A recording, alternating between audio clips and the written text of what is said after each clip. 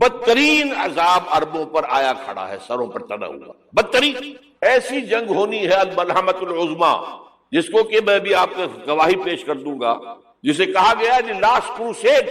Bush نے بھی crusade کا لفظ بول دیا تھا، پھر واپس لیا اس نے۔ نکل جاتی ہے جس کے منہ سے سچی بات مستی میں، فقیہ مصلحت بھی سے اور ہند بادہ خار اچھا، کروسیڈ کہہ کر پھر واپس لیا۔ یہ کروسیڈ، اس کے اوپر جس قدر نقصان ہونا ہے عربوں کا، گریٹر اسرائیل بنے گا، یہ عراق، شام، اردن، سعودی عرب کا کچھ شمالی علاقہ، ترکی کا جنوبی علاقہ، مصر کا صحرائے سینا، اور اس کے ساتھ ہی جو بہترین اس کا زرخیز ترین علاقہ ڈیلٹا آف نائل، یہ سب یہودیوں کے قبضے میں۔ اس کو حدیث میں کہا گیا الملحمۃ العظما۔ عیسائی 80 علم لے کر ہے مسلمانوں کے اوپر حملہ آور ہوں گے، اور ہر علم کے نیچے 12,000 فوج ہوئی، 9.5 لاکھ فوج۔ یہ نیٹو کی تیاری کس کے لیے ہو رہی ہے؟ جب یو ایس ایس آر کا خاتمہ ہوا تو پوچھا گیا تھا نیٹو چیف سے، اب کس لیے؟ تمہارا وہ دشمن تو ختم ہو گیا، اب ہمیں اسلامک فنڈامنٹلزم سے نمٹنا ہے۔ وہ جانتے ہیں خطرہ یہی ہے، اب اسلام ابھر سکتا ہے، مسلمانوں کے سینوں کے اندر وہ آگ ہے، اوپر خاکستر آ گیا ہے، تم پہ اٹھانا بیٹھنا، یہ اندر تو انگارہ ہے، اوپر سے راکھ ہے، اس سے دھوکہ نہ کھا جانا ان کے دلوں کے اندر۔ اور بش نے کہا تھا مسلمان چاہتے ہیں کہ ہسپانیہ سے لے کر انڈونیشیا تک نظام خلافت قائم کریں، اور میں حیران ہوا تھا کہ اس کمبخت کو ہسپانیہ کا خیال کیسے آ گیا؟ ہمیں تو کبھی آتا ہی نہیں، اب ہم تو بھول گئے، وہ تو 500 برس پرانی بات ہے جبکہ وہاں سے ہمیں نکال دیا گیا تھا۔ اگرچہ اقبال نے کہا تھا ہے ارض فلسطین پہ یہودی کا اگر حق، ہسپانیہ پر حق نہیں کیوں اہل عرب کا؟ ہسپانیہ میں تو 800 سال حکومت کی مسلمانوں نے، اور ابھی 500 برس ہی گزرے ہیں نا۔ یہودی تو ارض مقدس سے 2000 سال نکالے گئے، انہیں لا کے آباد کیا گیا، عربوں کے سینے میں خنجر بھونک دیا گیا۔ وہ چھوٹا سا ملک جو چاہتا کرتا، کوئی پوچھنے والا نہیں۔ امریکہ جیسے اپنے بیٹے کی حفاظت کرے ویسے کرتا ہے۔ اور حضور نے فرمایا ہے وہ جنگ جب ہوگی تو ایک باپ کے اگر 100 بیٹے ہوں گے تو 99 ختم ہو جائیں گے، ایک بچے گا۔ یہ حدیث ہے، حدیث صحیح۔ اور آپ نے فرمایا ویل للعرب من شر قد اقترب، عربوں کے لیے ہلاکت ہے، عربوں کے لیے بربادی ہے اس شر سے جو قریب آ چکا۔ اور آج جس طرح انہوں نے ان کی تہذیب کو اختیار کر لیا، دبئی جا کر دیکھیے، بدترین مغربی معاشرہ جو ہے وہ دبئی کے اندر ہم نے قائم کر کے دکھا دیا۔ اب سعودی عرب اس راستے پر بڑھ رہا ہے، اور اس کے بعد نمبر 2 پر جو ہے ہم پاکستانی ہیں۔ لیکن میں اس کے وہ پہلی بات جو کہہ رہا ہوں وہ تو یقینی ہے، اس میں تو احادیث صحیحہ موجود ہے۔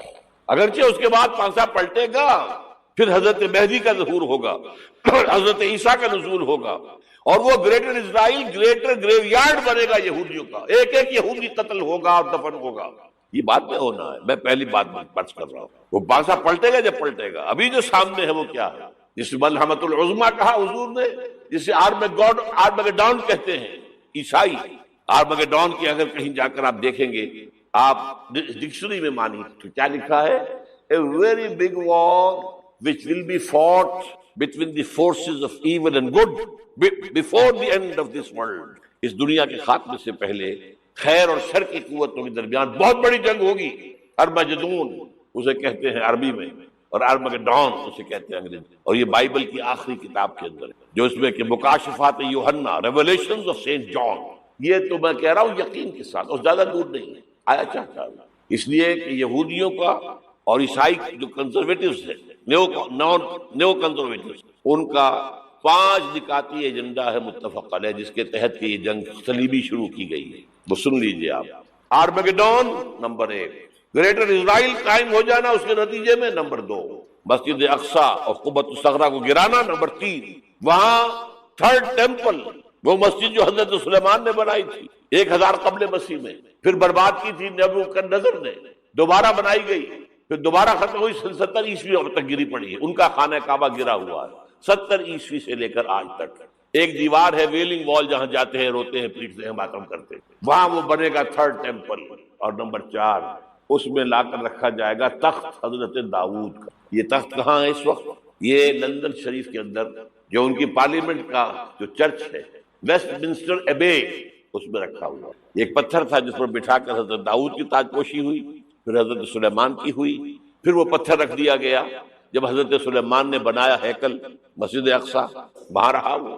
ہر بادشاہ جو تھا یہودی اسی کے اوپر بٹھا کر اس کی تاج پوشی ہوتی تھی۔ سن 70 میں ٹائٹس نے گرایا اسے ہیکل کو، وہ پتھر لے گیا، وہاں سے روم گیا، روم سے آئرلینڈ گیا، آئرلینڈ سے اسکاٹ لینڈ آیا، اسکاٹ لینڈ سے انگلینڈ آیا، اور اب وہ رکھا ہوا ہے 14ویں صدی عیسوی سے آج تک وہ ویسٹ منسٹر ایبے میں رکھا ہوا، ایک کرسی کی سیٹ میں اسے بنا دیا گیا ہے تخت کی شکل میں۔ اب انگریزوں میں کوئی ملکہ ہو، کوئی بادشاہ ہو جس کی بھی تاج پیش ہونی اس میں ہو، یہ لا کر رکھا جائے گا تھرڈ ٹیمپل، اور اس پر یہودیوں کے خیال کے مطابق ان کا مسیحا آئے گا جو مسیح دجال ہو، عیسائیوں کے خیال کے مطابق حضرت عیسیٰ آئیں گے، وہ ہمارا بھی خیال ہے حضرت عیسیٰ آئیں گے علیہ السلام۔ بہرحال یہ تو بات کی باتیں ہیں نا، اس وقت جو میں عرض کر رہا ہوں عربوں پر بہت بڑا عذاب، اور پاکستان کا معاملہ البتہ یہ ہے، میں یقین سے نہیں کہہ سکتا، ہینگنگ ان دی بیلنس، ہو سکتا ہے اللہ تعالیٰ ہم پر رحم فرمائے، ہو سکتا ہے اگرچہ اس کی کچھ شرائط ہو۔ چمن کے مالک اگر بنا لیں موافق اپنا شعار، اب چمن میں آ سکتی ہے پلٹ کر چمن سے روٹھی بہار، اب ہو سکتا ہے۔ اور یہ بھی ہو سکتا ہے کہ اللہ تعالیٰ نے معجزانہ طور پر ہمیں ملک دیا، ہم نے اللہ سے بدعہدی کی، وعدہ خلافی کی، غداری کی، لہذا سزا دی جائے اور ہم سے یہ ملک چھین لیا جائے۔ اٹس جسٹ پاسبل، دور نہ سمجھے اسے، انہونی بات نہ سمجھے۔ جو گھیراؤ ہو رہا ہے آپ کے مغرب میں نیٹو فورسز اور مشرق میں بھارتی فورسز گدھوں کی طرح بیٹھے ہوئے انتظار کر رہے ہیں پاکستان اور ڈسٹیبلائز ہو جائے، یہاں اور بدامنی ہو جائے۔ اب لاہور میں پھر آج دھماکے ہو گئے، 2 دن پہلے کا دھماکہ میں سہ کے آیا ہوا ہوں آپ کے سامنے بیٹھ، وہ جانے بچی ہیں جو ہماری اکیڈمی کا حشر ہوا وہ تو میں آپ کو نہیں بتا سکتا۔ یہ سارا کیوں ہو رہا ہے؟ تاکہ یہاں بدامنی ہو جائے اور ہمیں جواز مل جائے، مغرب سے نیٹو فورسز داخل ہو جائیں، مشرق سے بھارتی فورسز آ جائیں اور ہمارے ایٹمی دانت توڑ کر اور پھر ہمیں بھارت کے سامنے ڈال دیا جائے۔ نو ڈو ایز یو لائک، یہ ان کا نقشہ ہے، ہوگا کیا وہ اللہ جانتا، ہوگا وہ جو اللہ چاہے گا، لیکن اللہ کا چاہنا جو ہے وہ کس پر منحصر ہے؟ یہاں انقلاب برپا کرو، یہاں اسلام لاؤ، اگر دھندوں میں لگے رہو گے تو وہ خود بخود نہیں آ جائے گا انقلاب۔ صحابہ نے جانیں دی تھی، کتنی تکلیفیں اٹھائی تھی، 12 برس تک مکی دور کے اندر، با نشہ درویشی در ساز و دمادم زن، جو پختہ شبی خدرا بر سلطنت جم سن۔ یوم طائف یاد ہے جو حضرت عائشہ فرماتی ہے کہ میں نے پوچھا تھا حضور سے کہ یوم احد سے زیادہ سختی بھی آپ پر کبھی آئی؟ یوم احد پر کیا ہوا تھا؟ تلوار کا وار پڑا تھا آپ کے چہرہ مبارک، یہ جو رخسار کی ہڈی ہے اس کے اندر وار گیا ہے، اوپر خود کی 2 کڑیاں تھیں وہ اس میں گھس گئی، 2 دندان مبارک شہید۔ وہ خود کی کڑیاں ایک صحابی نے اپنے دانتوں سے پکڑ کر کھینچنے کی کوشش کی، دانت نکل گئے، وہ نہیں نکلی، کیا جتن کر کے نکالی گئی ہوگی تو خون کا فوارہ آیا، اتنا خون گیا ہے کہ آپ بے ہوش ہو گئے، گر گئے، اور مشہور یہ ہو گیا کہ آپ کا انتقال ہو گیا، شہادت ہو گئی۔ یہ سیرت کبھی پڑھی ہے؟ حضرت عائشہ کے ہوش کا تو یہی دور تھا نا، یوم طائف میں تو آپ کیا تھی، بچی تھی، انہیں کیا پتا کیا ہو رہا ہے حضور کے ساتھ۔ 3 دن تک حضور مکے کی گلیاں اور وہاں کے اوباش لوگ پتھراؤ کر گئے تھے اس امید میں کہ شاید وہاں کا کوئی سردار ایمان لے آئے، تو یہاں تو ابو طالب بھی فوت ہو گئے، یہی دنیاوی سہارا تھا، خاندانی سہارا تھا ابو طالب کے ذریعے، اور گھر میں ایک دلجوئی کرنے والی رفیقہ حیات تھی، وہ بھی، ان کا بھی انتقال ہو گیا۔ آپ نے کہا یہ عام الحزن ہے، اب تو سب کو طے ہو گیا قریش کو کہ اب جیسے قتل کر دو ان کو، اسی لیے آپ گئے طائف، شاید وہاں کا کوئی بڑا سردار مانے ایمان لے آئے مجھ پر تو میں اپنا مرکز ادھر شفٹ کر دوں۔ تینوں سے ملے ہیں، تینوں نے وہ جواب دیے، نکل جاؤ یہاں سے، میں تمہارے ساتھ بات بھی کرنے کو تیار ہوں۔ اچھا تمہارے سوا کوئی نہیں ملا تھا اللہ کو نبی بنا کر بھیجنے کے لیے؟ دیکھو جاؤ، میں بات نہیں کرنا چاہتا، ہو سکتا ہے میں بے عزتی کر بیٹھوں، واقعی تم اللہ کے نبی ہو تو میں مارا جاؤں گا، جاؤ جاؤ جاؤ۔ یہ سلوک محبت کے ساتھ ہے۔ اور پھر چھوکروں کو، اسٹریٹ ارچنز جنہیں آپ کہتے ہیں، اشارہ کیا تھا خبر لو ان کی، پتھراؤ ہو رہا ہے، ساتھ کوئی ہے ہی نہیں، ایک آدمی سے، زید ابن حارثہ۔ اب سامنے سے پتھر آ رہے ہیں تو حضرت زید آگے آ جاتے ہیں، ڈھال بنتے ہیں، مجھے لے کے پتھر حضور کو لگے، اب پیچھے سے آ رہے ہیں، چاروں طرف سے تو ڈھال نہیں بن سکتا، جسم لہو لہام، خون جا کر جوتیوں میں جم گیا ہے، جوتی اتر نہیں رہی۔ پھر وہاں سے واپسی پر دعا مانگی، اللہم الیک اشکو ضعف قوتی وقلت حیلتی وہوانی علی الناس، اللہ تیری جناب میں فریاد لے کر آیا ہوں اپنی قوت کی کمی کا، اپنے وسائل کی کمی کا، اور جو ذلت و خواری ہو رہی ہے لوگوں کے سامنے، الا من تکلنی، مجھے کس کے حوالے کر دیا، الا بعیدی یتجہمنی، یہ میرے اوپر ہجوم کر کے آج حملہ کریں، اور عدو من لگتا امرے، یہ دشمن کے حوالے میرا معاملہ کیا، جو چاہے کر دے وہ۔ لیکن پھر عبدیت غالب آتی، ان لم یکن علی غضبک فلا ابالی، اللہ اگر تو ناراض نہیں ہے تو مجھے کوئی پرواہ، سر تقسیم خم ہے جو مزاج یار میں، مجھے اندیشہ یہ ہے کہ تو ناراض تو نہیں ہوگی۔ یہ تکلیفیں جھیلی، سینکڑوں صحابہ نے جانوں کا نذرانہ پیش کیا، احزاب کی جنگ میں فاقوں پر فاقے ہو رہے تھے، اور ان فاقوں کی حالت میں خندق کھودنے کا حکم ملا ہے، لوگوں کی کمریں دوہری ہو رہی ہیں، پتھر باندھے ہیں اپنے پیٹوں سے اپنی چادروں کے ساتھ کس کر، قبر دوری نہیں ہوتی۔ اور جب صحابہ کدالیں چلا رہے ہیں تو کیا کہہ رہے ہیں؟ نحن الذین بایعوا محمدا علی الجہاد ما بقینا ابدا اللہم لا عیش الا عیش الاخرہ۔ صحابہ کہتے تھے ہم وہ لوگ ہیں جنہوں نے محمد سے بیعت کی ہے کہ جہاد کرتے رہیں گے جب تک جان میں جان نکل جائے تو بات اور جان ہے، چاہے ابھی بھوک سے کمر دوری ہوئی جا رہی، جان تو ہے۔ اور ایک دفعہ کہتے تھے اللہم لا عیش الا عیش الاخرہ، اللہ عیش زندگی تو آخرت کی۔ اور حضور فرماتے تھے، حضور کے بیٹھے ہوئے نہیں تھے گاؤں تکیا لگا کر، پتھر اٹھا اٹھا کر خندق میں سے لے جا کے باہر پھینک رہے تھے۔ جب صحابہ کہتے ہیں اللہم لا عیش الا عیش الاخرہ، حضور فرما رہے ہیں فاغفر الانصار والمہاجرہ، اے اللہ ان انصار اور مہاجرین کی مغفرت فرما۔ پھر حضور کی خدمت میں کچھ لوگ آئے، حضور اب یہ فاقہ ناقابل برداشت ہو گیا، دیکھیے ہم نے یہ پتھر باندھے ہوئے اپنے پیٹ میں۔ حضور نے کرتا اٹھا کر دکھایا، وہاں 2 پتھر باندھے ہوئے۔ یہ ہے سیرت النبی۔ آپ کس چیز کو سیرت النبی سمجھتے ہیں؟ بہرحال اس موضوع پر میری ایک کتاب ہے منہج انقلاب نبوی کہ انقلاب کیسے آیا تھا۔ اگر دل میں ذرا بھی آرزو پیدا ہو گئی ہو کہ اللہ قبول کر لے مجھے قبول کر لے اس کام کو، تو وہ کتاب آپ کے لیے مست اس کا پڑھنا۔ وعن ابی ہریرہ رضی اللہ تعالی عنہ قال قال رسول اللہ صلی اللہ علیہ وسلم مثلی و مثل الانبیاء کمثل قصر احسن بنیانہ وترک منہ موضع لبنة فطاف به النظار يتعجبون من حسن بنيانه إلا موضع تلك اللبنة فكنت أنا صددت موضع اللبنة ختم بي البنيان وختم بي الرسل وفي رواية فأنا اللبنة وأنا خاتم النبيين رواه إمام البخاري وإمام مسلم رحمهم الله۔ رب اشرح لي صدري ويسر لي أمري واحلل عقدة من لساني يفقهوا قولي۔ اللهم ربنا ألهمنا رشدنا وأعذنا من شرور أنفسنا، اللهم أرنا الحق حقا وارزقنا اتباعه وأرنا الباطل باطلا وارزقنا اجتنابه، آمین یا رب العالمین۔ آپ حضرات کو یاد ہوگا میں نے اعلان کیا تھا کہ آج مجھے ختم نبوت کی جو عقلی دلیل ہے اس پر بات کرنا۔ ختم نبوت سے جو نص قاطع ہے قرآن مجید کی آیت سورہ احزاب کی، اس پر پچھلی مرتبہ تفصیلی گفتگو ہو چکی۔ یہ عقلی اور نقلی 2 الفاظ کو سمجھ لیجئے۔ اردو میں کئی معنی میں آتا ہے نقلی کا لفظ، نقلی مصنوعی کو بھی کہتے ہیں، لیکن نقل سے یہاں مراد جو ہے وہ ہے نقل ہونا۔ ہمارے دین کی بنیاد نقل پر ہے، عقل پر نہیں ہے، اگرچہ اس میں عقل کے خلاف کوئی بات نہیں، لیکن بنیاد جو ہے وہ عقل پر نہیں۔ نقل سے مراد کیا ہے؟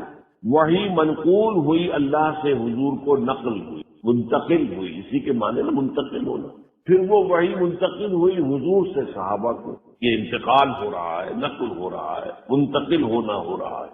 پھر صحابہ سے تابعین کو، تابعین سے تبع تابعین کو۔ تو اصل دین تو وہ ہے کتاب و سنت۔ سنت رسول بھی منقول ہے، صحابہ نے حضور سے جو سنا، جو کرتے دیکھا، جو آپ کے فرامین ہیں وہ نقل کیے، وہ تابعین تک پہنچے، تابعین سے تبع تابعین تک پہنچے، محدثین کرام نے بڑی محنت کر کے انہیں جمع کیا۔ تو یہ ہے نقل۔ تو قرآن اور حدیث سے دلیل لائی جائے گی تو وہ نقل کہلائے گی، نقلی دلیل۔ اس کے مقابلے میں عقلی دلیل۔ عقل میں کیا دلیل؟ اب اس کے ضمن میں ایک اور تمہیدی بات نوٹ کر لیجیے۔ قرآن مجید میں اگر کوئی بات مجملاً آئی ہے اور اس کی پوری وضاحت نہیں ہوئی تو اس کی وضاحت کا فرض محمد رسول اللہ پر۔ حدیث اصل میں قرآن کے ان مقامات کی وضاحت کرتی جن میں کہ کسی وضاحت کی ضرورت نہیں۔ مثال کے طور پر اب یہ فرمایا گیا واعتصموا بحبل اللہ، اللہ کی رسی کو سب مل جل کر مضبوطی سے تھام لو۔ لیکن حبل اللہ کی مراد کیا ہے یہ قرآن میں کہیں، اگرچہ حبل اللہ کا ذکر جو ہے وہ ہے، لیکن حبل اللہ کیا ہے یہ قرآن میں، یہ حدیث۔ القرآن حبل اللہ المتین ممدود من السماء الى الارض، قرآن ہے اللہ کی وہ مضبوط رسی جو آسمان و زمین کے درمیان تنی ہوئی۔ ایک اور حدیث بھی بہت پیاری ہے، میں نے آپ کو سنائی تھی کہ حضور ایک مرتبہ اپنے حجرے سے برآمد ہوئے، آپ نے دیکھا کہ مسجد کے ایک گوشے میں صحابہ کرام جو ہیں باہر بیٹھے ہوئے قرآن کا مذاکرہ کر رہے ہیں، آپس میں پڑھ رہے ہیں اور ایک دوسرے سے سمجھ اور سمجھا رہے ہیں۔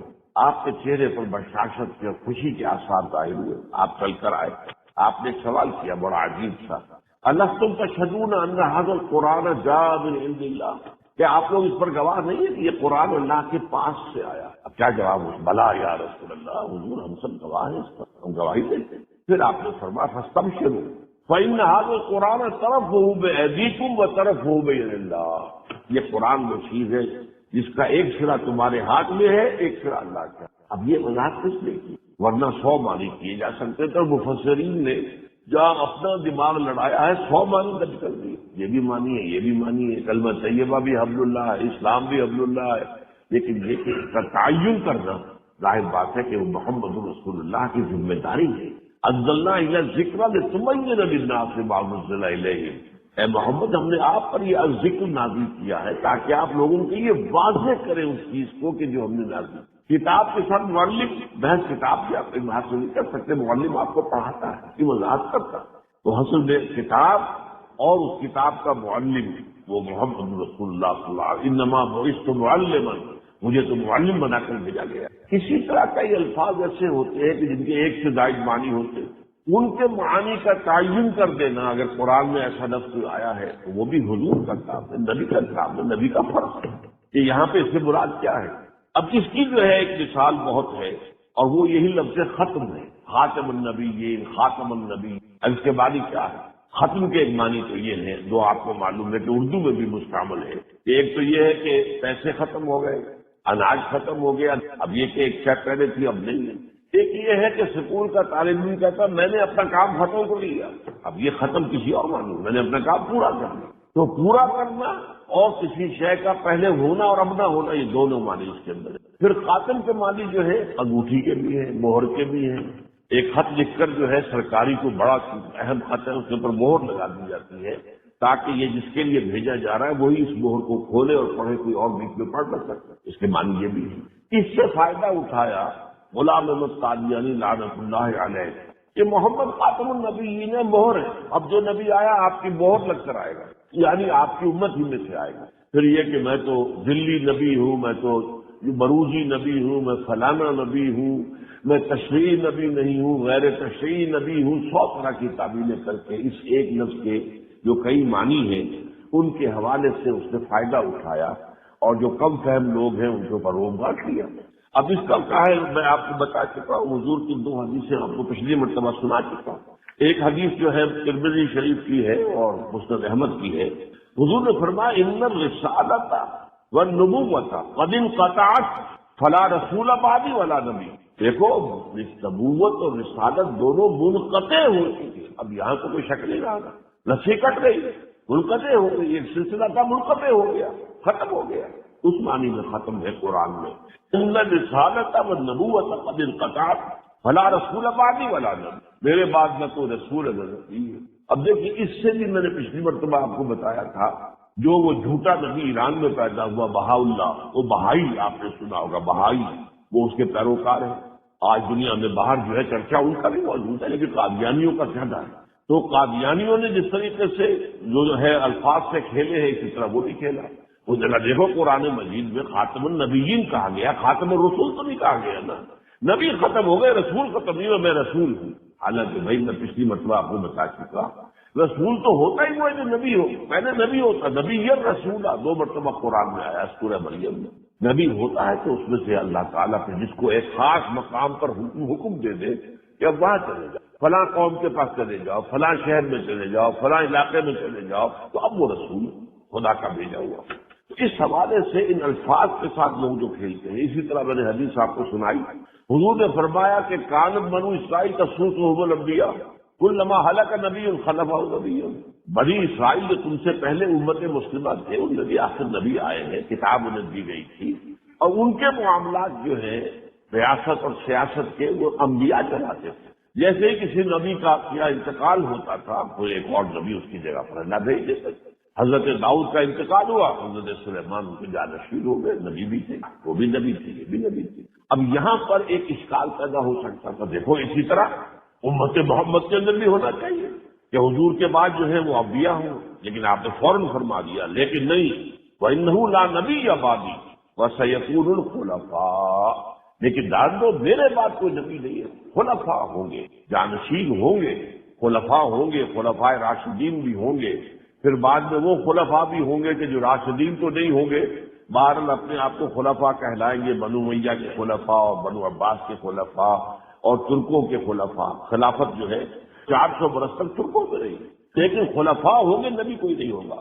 اسی طرح کا ایک واقعہ آتا ہے، جب حضور غزوہ تبوک پر تشریف لے جا رہے تھے تو آپ نے حضرت علی کو اپنا قائم مقام بنا کر مدینے میں آپ نے کہا تم یہاں رہو۔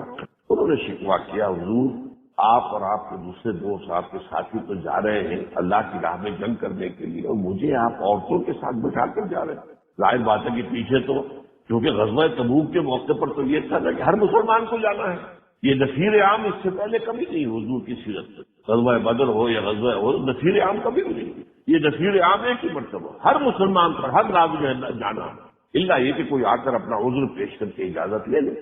منافقوں نے جھوٹے عذر پیش کیے، اجازت لے لی، لیکن اکثر تو جو ہے اہل ایمان تھے وہ تو گئے، اب رہ گئے کون؟ بچے اور عورتیں۔ تو آپ مجھے ان میں بٹھا کر جا رہے ہیں۔ آپ نے فرمایا ہے علی کیا تمہیں یہ پسند نہیں ہے کہ تمہارا وہی مقام ہو جو موسیٰ کے ساتھ ہارون کا تھا؟ حضرت موسیٰ جب گئے تھے اللہ تعالیٰ کے طلب کرنے پر کوہ طور پر، جہاں آپ کو اب تورات ملنی تھی، تو حضرت موسیٰ حضرت ہارون کو اپنا قائم مقام بنا کر چلے گئے۔ تو اے علی کیا تمہیں یہ پسند نہیں ہے کہ تمہارا بھی وہی مقام ہو جو میرے ساتھ، جو کہ موسیٰ کے ساتھ ہارون کا تھا؟ لیکن دیکھ لو میرے بعد نبی کوئی نہیں ہے، یہاں پر بھی وضاحت کر مبادہ کو شائبہ پیدا ہو جائے، کہیں کوئی مغالطے کی جگہ پیدا ہو جائے، کہیں کوئی امکان پیدا ہو جائے۔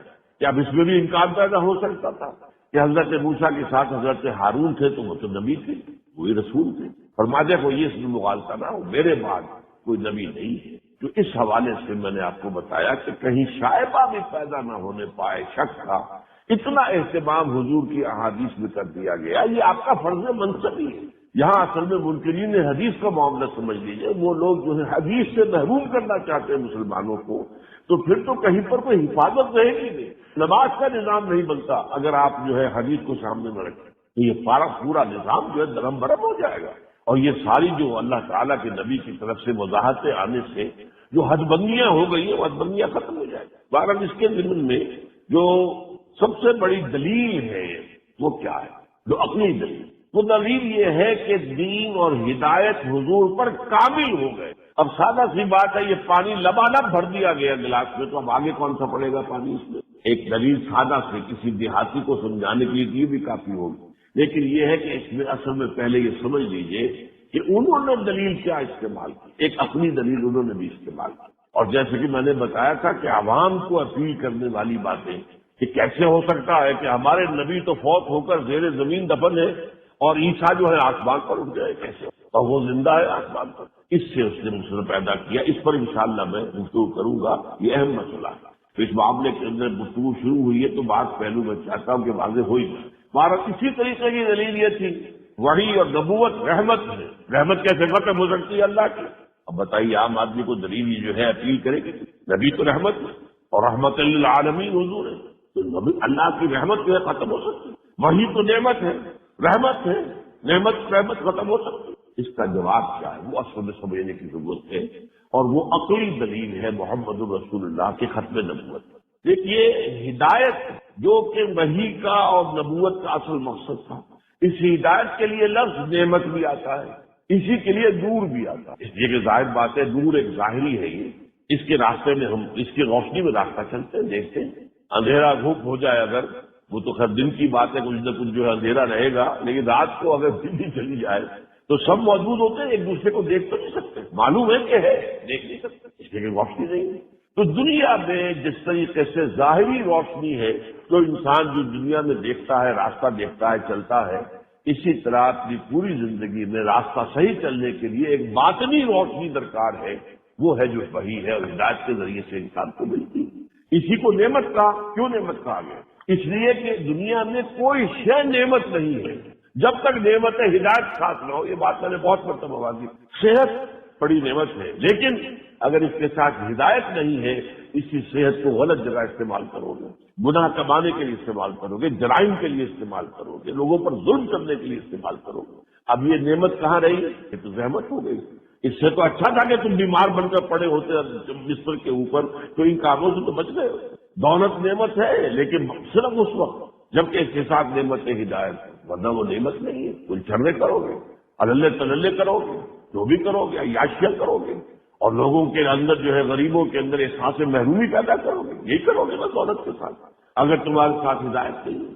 اولاد نعمت ہے بشرطے کہ وہ صالح اولاد اور تم نے اس کی صحیح تربیت کی ہو، اس کا حق ادا کیا، ورنہ وہی اولاد جو ہے سوہان روح بن جاتی ہے، بڑھاپے میں آ کر اس طرح ستاتی ہے کہ آپ جو ہے وہ بے پناہ مانگتے اللہ کی اولاد. تو اس بانی میں جو وحی ہے وہ ہدایت کے لیے ہے، وہ نعمت ہے، وہ رحمت ہے اللہ تعالیٰ کی. اب اس ضمن میں یہ ہے کہ یہ ہدایت کامل ہو گئی. اگر تو ہدایت پہلے دن سے چلی آ رہی ہوتی ہے ایک ہموار انداز میں تو بات اور تھی. ہدایت درجہ بدرجہ بڑھی ہے.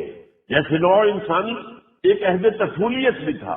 جیسے ایک بچہ ہے آپ کے پاس، وہ اپرائمری کا طالب علم ہے، آپ اسے PhD کا استاد رکھ دیں، وہ کیا پڑھائے گا؟ اسے کیا فلسفہ پڑھائے گا تو وہی علی بیٹا پڑھائے گا، وہی جو پڑھ سکتا ہے. تو جب نوع انسانی بحثیت مجموعی اپنے عالم طفولیت میں تھی تو بڑی بنیادی باتیں بتا دی گئی.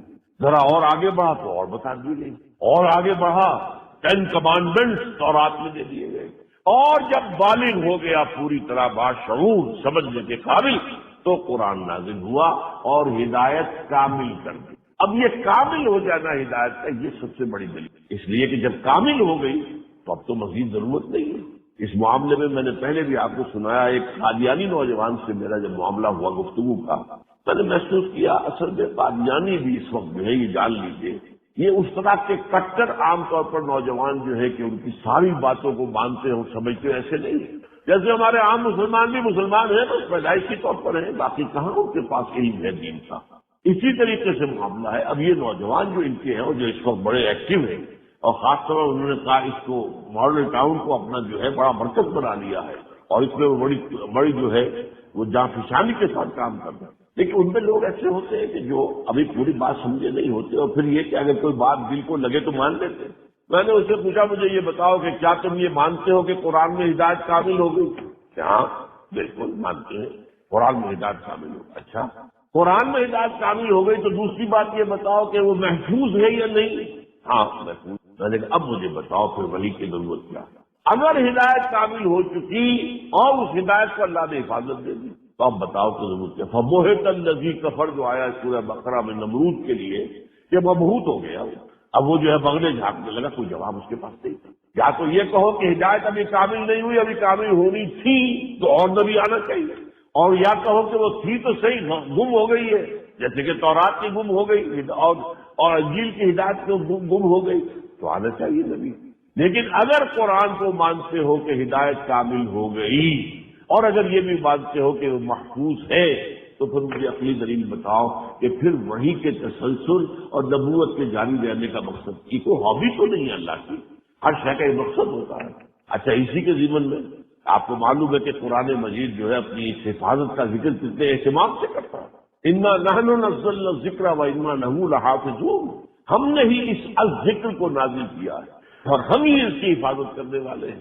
میں نے پہلے بھی بعض مواقع پر عرض کیا، دیکھیے اس آیت کے دو حصے، انا نحن نزلنا الذکر ایک حصہ ہو گیا اور انا لہ لحافظون اور ہم ہی اس کی حفاظت کرنے والے ہیں یہ دوسرا حصہ ہو گیا. پہلا حصہ جو ہے وہ تو تورات کے لیے بھی صحیح ہے، اس نے نازل کیا تورات. سورہ مائدہ میں فرمایا انا انزلنا التوراۃ فیہا ھدی و نور، ہم ہی تو نازل کیا تھا تورات کو، اس میں ہدایت بھی تھی اس دور کی سطح کی عقلی سطح کی ہدایت اور نور بھی تھا. پھر انجیل کے بارے میں فرمایا وہ بھی ہم نے نازل فیہا ھدی و نور، اس میں بھی ہدایت بھی تھی نور بھی تھا. تو لیکن دوسرا حصہ جو ہے وہ صرف قرآن پر ہے، وَإِنَّا لَهُ لَحَافِظُونَ. اگر تورات کی حفاظت کا ذمہ اللہ لے لیتا تو کیا تحریف ہو سکتی تھی؟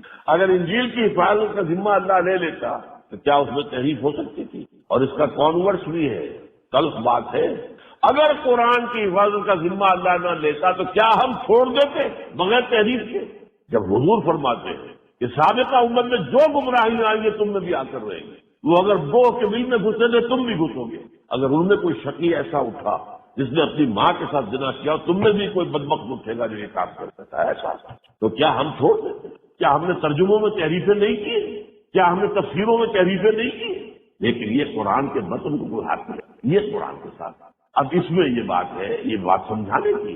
بھائی تم سوچو یہ بھی بات کرنے کی ہے. اگر کوئی نوجوان آتا ہے آپ کے پاس، آپ سے بات کرتا ہے، بھائی یہ سوچو کیا وجہ ہے کہ تورات کو اور انجیل کو تو حفاظت نہیں دی گئی، قرآن کو دی گئی؟ بتاؤ. میں تو اسے اور زیادہ عوامی انداز میں کہا کرتا ہوں کہ قرآن کو اور یہ تورات اور انجیل کو یہ حق پہنچتا ہے کہ وہ اللہ سے شکایت کرے، فریاد کرے، شکوہ کرے کہ اے اللہ، قرآن بھی تیری کتاب، ہم بھی تیری کتابیں تھی، تو یہ ہمارے ساتھ سوتے بھی بیٹیوں والا سلوک کیوں ہوا؟ ہماری حفاظت نہیں، قرآن کی حفاظت ہے. کیوں؟ اس کی وجہ ہے. وجہ یہ ہے کہ تم مستقل ہدایت نامے نہیں تھی، ابدی ہدایت نامے نہیں تھی، تمہارے اندر ابھی ہدایت کامل نہیں ہوئی تھی. قرآن میں ہدایت آئی، ہدایت کامل ہو گئی، ہدایت مکمل ہو گئی، عبادت ابدی ہے. اس کے بعد دروازہ بند ہو رہا تھا، ہم نہیں پڑھا. یہ عقلی بات ہے. یہ بات جو ہے وہ عقل میں اس میں سمجھ میں آنے والی ہے. انا نحن نزلنا الذکر وانا لہ لحافظون. اور ایک جگہ تو فرمایا بڑا عجیب انداز، لا یاتیہ الباطل من بین یدیہ ولا من خلفہ. اس قرآن پر باطل حملہ آور ہو ہی نہیں سکتا، نہ سامنے سے نہ پیچھے سے. اب سامنے اور پیچھے سے کا مفہوم یہ بھی ہے کہ نہ قرآن کو کوئی چیلنج کر سکا حضور کی زندگی میں، اور نہ قرآن کو آج تک کوئی چیلنج کر سکا. اور ماننا پڑتا ہے دنیا کو کہ ہاں اس کتاب جو ہے یہ وہی ہے، محفوظ کتاب ہے جو محمد نے عطا کی تھی امت کو صلی اللہ علیہ وسلم. جبکہ انجیل نہیں ہے، انجیل والے مانتے ہیں 104 انجیلیں تھیں، جن میں سے 4 منتخب کی انہوں نے، 4 کہناتی ہے کینونیکل، قانونی، جو واقعی مستند ہے، اور 100 اور ہیں جو اپوکریفل کہلاتی ہے ان کے ہاں. یہ ایسے ہی ہیں، بس ان کی مستند نہیں. میں نے ایک مرتبہ ایک پادری سے بات کی تھی جب میں ابھی طالب علم تھا میڈیکل کا، تو منگوبری میں بہت بڑا مرکز ہے ان کا. جب آ گیا پادری سے پوچھا، میں نے کہا which one of them is Bible? یہ جو متی کی انجیل ہے، لوک کی انجیل ہے، مارکس کی انجیل ہے اور جان کی انجیل ہے، which one of them is the Bible? نن آف دیم از بائبل. میں حیران رہ گیا، یہ پادری کیا کہہ رہا ہے؟ None of them is Bible. Bible is in them. Bible ان میں ہے، 4 میں 100 میں بائبل ہے. وہ مختلف ہے، اس نے یہ بیان کیا، لوک نے یہ بیان کیا. اب وہ در حقیقت سوال عمریاں ہیں. حضرت عیسیٰ علیہ السلام کے حالات سے جو بیان کیے گئے، اسی میں حضرت عیسیٰ کے مواعظ بھی آ گئے، اسی میں حضرت عیسیٰ پر جو وحی آئی وہ بھی آ گئی ہے. یعنی یہ سمجھیے، یہ بات ایک نقطہ ہے اہم جو آ گیا ہے.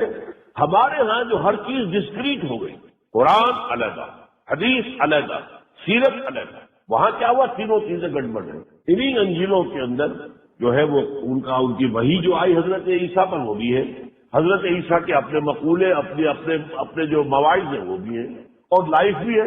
اب ظاہر بات ہے کہ ان کو جو بھی ان کے خیال میں سولی دی گئی، تو سولی کے حالات حضرت عیسیٰ نے بھی بیان کیے. یہ تو بعد میں کسی نے تاریخی اعتبار سے لکھے ہیں. اسی لیے وہاں پر بہت فرق ہے. تمام انجیلوں کے اندر فرق ہے، اس میں کوئی فرق نہیں. جو ہے قرآن ایک علیحدہ ہے. اسی لیے حضور نے حدیثیں لکھنے سے منع کر دیا تھا کہ ابھی جب کہ قرآن جو نازل ہو رہا ہے اور کوئی شے نہ لکھو مجھ سے سوائے اس قرآن کے. کچھ عرصے کے بعد آپ نے اجازت دی، جب معلوم ہو گیا کہ اب یہ محفوظ ہو چکا ہے اور یہ قرآن جو ہے ان کے بارے میں تو واضح ہو چکا ہے کہ یہ قرآن ہے اور غیر قرآن جو ہے اس میں شامل نہیں ہوگا، میری حدیث سے اس میں شامل نہیں کی جائے گی، تب آپ نے اجازت دی. تو اس حوالے سے یہ 2 عقلی دلیلیں ہیں. لا یاتیہ باطل من بین یدیہ ولا من خلفہ، اس پر تو باطل حملہ آور ہو ہی نہیں سکتا. اسی طریقے سے دیکھیے، یہ بھی ایک نقطہ نوٹ کرنے کا ہے. یہ جو شائبہ بھی نہ پیدا ہو جائے اس کا، اس کے لیے جو میں نے آپ کو بات دلیلیں دی، اس کا حاصل کیا ہے؟ اجماع امت ہے. 1400 برس گزر گئے، امت میں کوئی فرقہ پیدا نہیں ہوا ہے مستند سے جس نے اس ختم نبوت کا انکار کیا. باقی اختلافات ہیں لیکن یہ کہ اس میں کوئی اختلاف نہیں. تو ظاہر بات ہے کہ یہ چیز آخر بغیر کسی دلیل کے تو نہیں. پھر یہ کہ حضور کی جو نبوت و رسالت ہے اس کے ضمن میں ذرا بھی آدمی غور کرے، اتمام اور تکمیل، اکمال اور تکمیل، یہ الفاظ بار بار آتے ہیں. واللہ متم نورہ، اللہ تو اپنے نور کا اتمام فرما کر رہے گا، یعنی اپنی ہدایت کا. تو یا اللہ الا یتم نورہ، اللہ کو ہرگز منظور نہیں ہے مگر یہ کہ اپنے نور کا اتمام فرمائے، نور ہدایت. اور اسی پر فرمایا الیوم اکملت لکم دینکم واتممت علیکم نعمتی ورضیت لکم الاسلام دین. یہ آیتیں ہیں جو کوٹ کی جانی چاہیے ختم نبوت کے دفاع میں. عقلی طور پر جب گفتگو ہو، عام طور پر ہمارے پاس وہی ایک آیت پیش ہوتی ہے اور اس میں جیسا کہ میں نے عرض کیا ختم کے لفظ کے معنی کہی ہے، اس لیے وہ تعویل کر کے عوام کے اوپر جو ہے وہ جہالت سے حملہ کر آور ہو جانا بہت آسان ہے. یہ ان میں کہاں دو امکان ہے؟ آج کے دن میں نے تمہارے دین کی تکمیل کر دی اور اپنی نعمت کا اتمام کر دیا، نعمت ہدایت مکمل ہو گئی۔ یہ اتمام اور تکمیل اور تتمیم اور اکمال جو ہے، یہ الفاظ جو آتے ہیں، یہاں تک کہ حضور کی ایک حدیث بھی آپ کو سناتا ہوں، انما بعثت لاتمم مکارم الاخلاق، میں اس لیے بھیجا گیا ہوں کہ جو اخلاق کے اعلیٰ کام ہیں ان کے مکمل کر دوں، اخلاق انسانی کی بھی بلندیاں اپنی آخری حد کو چھونے لگے۔ میری بعثت کا مطلب کیا ہے؟ اتمام دین حق، اتمام نور، تکمیل دین، اتمام ہدایت، اتمام نعمت، اتمام اخلاق۔ بہرحال یہ بات جیسا کہ میں نے عرض کیا ہے کہ یہ بھی عقلی دلائل میں سے ہے۔ ایک اور دلیل یہ ہے، سابقہ انبیاء پر جو کتابیں اتری ان میں بعد میں آنے والے انبیاء کی پیشن گوئیاں موجود ہیں۔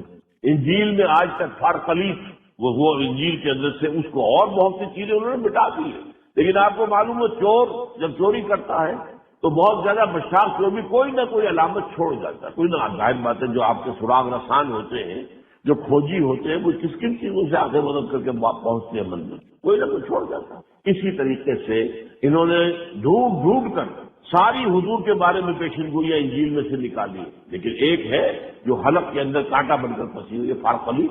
فارقلیف کیا سنمانی کیا ہے؟ من حمدنا، وہ کہ جس کی انتہائی حمد کی گئی، محمد، لیکن یہ کیا کرتے؟ وہ تسلیاں دینے والا، نجات دہندہ، یہ مختلف معنی کر دیں گے تاکہ اس کو ہم کسی اور کے اوپر بھی جو ہے وہ اپلائی کر سکیں، لیکن یہ کہ فارقلیف، پیراکلیف، یہ پیراکلیٹوس، مختلف الفاظ بدلتے چلے گئے، لیکن یہ کہ وہ بہرحال اپنی جگہ ہے، اسے مٹا نہیں سکتے۔ اسی طرح یہ بھی میری زندگی کا اہم واقعہ ہے۔ ہمارا تنظیم اسلامی نارتھ امریکہ کا اجتماع تھا امریکہ میں، یہ 12 سال پہلے کی بات ہے تقریباً، تو وہاں ہیوسٹن میں، وہاں پر وہ بڑا شہر ہے جنوبی علاقے میں، ہماری کنونشن تھی۔ اس میں انہوں نے ایک سیشن رکھا کہ جس میں ایک یہودی عالم بھی بڑے کو بلایا گیا، ایک کرسچین کو بلایا گیا، ایک ہماری طرف سے ہمارے نوجوان ساتھی تھے، انہوں نے تقریر کر دی۔ وہاں جو یہودی آئے، وہ جو آیا تھا عیسائی، اس نے تو آئیں بائیں شائیں کی، ان کے پاس وہ دلیل ہے نہیں، عقل کے خلاف ہے، سارا عیسائیت کا عقیدہ عقل کے خلاف۔ حضرت آدم کی غلطی لے کر میں بھی آیا ہوں، آپ بھی آئے ہیں، آپ کے بوجھ پر گناہ ہے، گناہ کی گٹھڑی ہے پیدائشی طور پر، اور اب اس کے سوا اللہ کا کوئی چارہ نہیں تھا کہ وہ تمہیں گناہ سے نجات دے، سوائے اس کے کہ اپنے اکلوتے سلبی بیٹے کو دنیا میں بھیج کر تمہاری طرف سے وہ قربانی کا بکرا بنا کر اسے سولی چڑھوائے تاکہ جو بھی اس کو مان لے اس کی نجات ملے۔ انا للہ و انا۔ قرآن نے کیا بتایا؟ آدم اور حوا سے غلطی تو ہوئی تھی، انہوں نے توبہ کی، اللہ نے معاف کر دی، فتاب علیہ، اللہ نے ان کی توبہ قبول کر دی، بات ختم ہو۔ اور پیدا جو ہوتا ہے بچہ وہ تو سلیم الفطرت ہوتا ہے، کل مولود یولد علی الفطرہ، فطرت انسانی پر، فطرت اسلام پر، یہ دین فطرت ہے، فطرت اللہ التی فطر الناس علیہا۔ کوئی بچہ پیدا ہوتا ہے معصوم ہوتا ہے، کوئی گناہ کا بوجھ لے کر نہیں آتا۔ یہ ساری کیا چیز اب انہوں نے سارا گھڑنا پڑا کیوں؟ جب ہر بچہ جو پیدا ہو رہا ہے گناہ کی گٹھڑی لے کر آ رہا ہے تو کیا کیا جائے؟ اللہ بھی اس کے سوا کچھ نہیں کر سکا کہ اپنا اکلوتا بیٹا بھیج دیا زمین میں، اسے سولی چڑھا دو اور اس کو جو تکلیف پہنچے گی وہ درد کفارہ ہو جائے گا، اس کے خون سے دھل جائیں گے سارے گناہ۔ انا للہ و انا الیہ۔ بہرحال میں نے جیسا کہ عرض کیا، برنباس کی ایک انجیل ہے جو میں نے بتایا تھا کہ 100 انجیلیں وہ ہیں جو اپوکریفل کہلاتی ہیں، مستند نہیں مانتے، ان میں سے ایک برنباس کی ہے، یہ مانتے ہیں کہ حواریین میں سے ایک برنباس بھی تھے، ان کی انجیل ہے، اور وہ پوپ کے جو ہے پچھلی صدی میں کوئی جانتا ہی نہیں تھا، نام بھی نہیں جانتا تھا مسلمان اس کا، یہ پوپ کی لائبریری سے برابر ہے، اس میں تقریباً سمجھیے ہر صفحے پر حضرت حضور کی پیشن گوئی موجود ہے، لیکن فارقلیف والی تو بہرحال ان میں بھی ہے۔ اور میں آپ کو بتا رہا تھا ہیوسٹن کا واقعہ کہ وہاں جو یہودی آئے تھے بڑے معمر تھے، پروفیسر ایمیریٹس، بہت بڑے، جب پروفیسر جب ریٹائر ہو جائے تو پھر جو بہت زیادہ صاحب علم ہو انہیں رکھ لیا جاتا ہے کہ وہ بزرگ کی حیثیت سے پروفیسر ایمیریٹس کہلاتے، وشو براڈ، ڈاکٹر وشو براڈ کو آیا، اس نے ایک بات تو یہ کی تو حیران ہوا، Islam is the best religion for the whole of humanity except Jews. اب وہ اگر ہول کے لیے مان لیتا تو سوال اس سے کیا جاتا کہ جیوز کے لیے کیوں نہیں ہے، تو اس نے پہلے جملے کے اندر وہ ایک جملہ رکھ دیا کہ تاکہ اس کے اوپر الزام نہ آ سکے۔ خیر، لیکن ایک اور بات اس نے کی، اسرائیل کو ہم تو نہیں سپورٹ کرتے، ان کو تو یہ کرسچن کی طرف یہ سپورٹ کر رہے ہیں، اس لیے کہ نیو کنزرویٹو عیسائی جو ہے وہ ہیں اصل میں، جس کے لیے آج کل جو ہے یہ اصطلاح استعمال کی جا رہی ہے کہ ایک تو جو جیو ہے کہ جو یہودی ہے جو کہ زائنسٹ ہے اور ایک عیسائی زائنسٹ، اصل سپورٹ جو ہو رہی ہے وہ عیسائیوں کی طرف سے ہو رہی ہے. وہ ایک علیحدہ موضوع ہوگا، میں نہیں چاہتا. تو یہ کہا تھا میں نے کہا یہ آپ کی کچھ حق فرق معلوم ہوتا. پھر میں نے اپنے ایک وہاں کے دوست سے معاملہ کیا کہ کیا ان سے کوئی ملاقات ہو سکتی ہے. ان کا ہاں میرے سے مراسم ہے. انہوں نے اپنے گھر پہ مدعو کر لیا پروفیسر ایشو لاٹ، میں بھی آ گیا. کچھ گفتگو کے بعد میں نے ان سے پوچھا کہ یہ جو کتاب استثناء میں ایک پیشن گوئی ہے 18واں باب 18ویں آیت، اس کی کیا آپ کے نزدیک پہنچی؟ کہنے لگے کیا وہ ہے؟ اس کا مستحضر نہیں تھا. میں نے کہا تورات میں یہ ہے کہ اللہ نے فرمایا حضرت موسیٰ سے کہ میں یعنی یہ جو بنی اسرائیل ہے ان کے بھائیوں میں سے ایک رسول تیرے مانند اٹھاؤں گا اور اس کے منہ میں اپنا کلام ڈالوں گا اور وہ وہی بات کہے گا جو میں اس سے کہوں گا. میں نے کہا یہ کون ہے؟ بنی اسرائیل کے بھائی کون ہیں؟ یہ تو اسماعیلائٹس ہے. صاف کہا یقین اسماعیل، یہ دو بھائی تھے نا، اسحاق اور اسماعیل. اسماعیل کی اولاد ہے عرب اور اسحاق کی اولاد ہے بنی اسرائیل. یہ تو اسرائیل، یہ تو یقین. میں نے کہا پھر آپ سوچیے، سوچنے پڑ گئے. میں نے زیادہ اس کو رب کرنے کی کوشش نہیں کی، وہ وعدہ کسی ضد پر اتر آئے، لیکن حق اس نے کہہ دیا. اور جیسا کہ حضرت موسیٰ کے مانند کس اعتبار سے؟ حضرت عیسیٰ کو تو کوئی شریعت نہیں دی گئی. صاحب شریعت رسول تھے حضرت موسیٰ اور صاحب شریعت رسول ہے حضرت محمد صلی اللہ علیہ وسلم علیہ السلام. لہذا اس اعتبار سے یہ مشابہت ہے کہ میں ان کے بھائیوں میں سے ان کے لیے تیرے مانند ایک رسول اٹھاؤں گا اور اس کے منہ میں اپنا کلام ڈالوں گا. یعنی اے موسیٰ تمہیں تو میں نے لکھا ہوا دیا ہے نا، 10 کمانڈمنٹس لکھے ہوئے دیے ہیں، اس کو لکھی ہوئی چیز سے نہیں دوں گا، اس کے منہ میں اپنا کلام ڈالوں گا. یعنی وہی وہ مجھ سے وہی لوگوں سے کہے گا جو مجھ سے میں نے اس سے کہا. یہ باتیں موجود ہیں، ان کی پیشین گوئیاں موجود ہیں. سوال یہ ہے کہ قرآن میں کیوں پیشین گوئی نہیں ہے اگر کوئی نبوت ہونی چاہیے اس کے بعد؟ یہ بھی ایک بڑی واقعی دلیل ہے. کیا قرآن میں کوئی پیشین گوئی ہے؟ وہ دکھا سکتے معلوم نہیں ہے. تو اس سے بھی ختم نبوت جو ہے اس کا قرآنی دلیل جو ہے وہ ثابت ہے. اب اس کے بعد آئیے میں ایک نقطہ آخری بیان کر رہا ہوں. یہ ضمنی موضوع ہے آج کے اعتبار سے. یہ تکمیل نبوت اور تکمیل رسالت، اسی میں حضور کی فضیلت کا راز مضمر ہے. اگر نبوت اور رسالت ہموار چلے آ رہے ہوتے، ایک ہی طرح کی ہدایت، ایک ہی طرح کا دین، ایک ہی طرح کی ہدایت، ایک ہی طرح کا دین آ رہا ہے، تو اگر آ کر ایک جگہ ختم ہو جاتا تو اس میں فضیلت کی کون سی بات ہے؟ بلکہ ایک اعتبار سے تو بات منفی بنتی ہے. یہ رحمت رک گئی. یعنی وہ جو اس کا کہنا تھا یہ تو رحمت ہے، رحمت کیسے رک سکتی ہے؟ لیکن اگر تصور یہ ہو کہ نبوت، ہدایت اور دین ترقی کرتے ہوئے تدریجاً آگے بڑھتے ہوئے مکمل ہو گئے محمد رسول اللہ صلی اللہ علیہ وسلم پر، اب ہے فضیلت. تکمیل نبوت اور تکمیل رسالت فضیلت ہے. محض ختم نبوت فضیلت نہیں بنتی. اگر ختم اس معنی میں صرف لیں آپ کہ لا نبی آبادی وہ حق ہے اور اس کا حق علماء نے ادا کیا ہے اس کی ہے، اس لیے کہ اس سے وابستہ ہے یہ مسئلہ کہ کوئی شخص مسلمان ہے یا نہیں ہے، یہ قانونی مسئلہ ہے. لہٰذا علماء کرام نے ختم نبوت کے اس مفہوم کو خوب مدلل کیا، بڑی بڑی کتابیں لکھی ہیں، سارے شبہوں کا جواب دیا ہے، بہت کام کیا ہے.